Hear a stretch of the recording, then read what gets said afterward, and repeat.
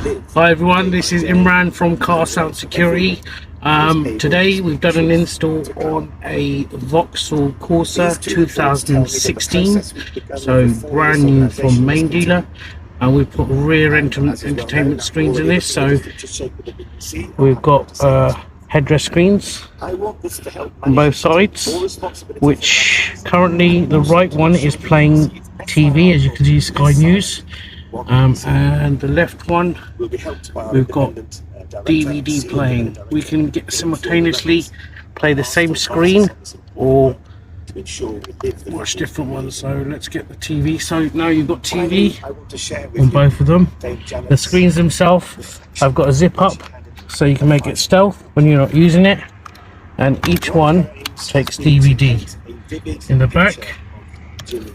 And also you've got USB ports, etc. on there as well. Okay, so thanks very much for listening. See you again. Thanks, bye.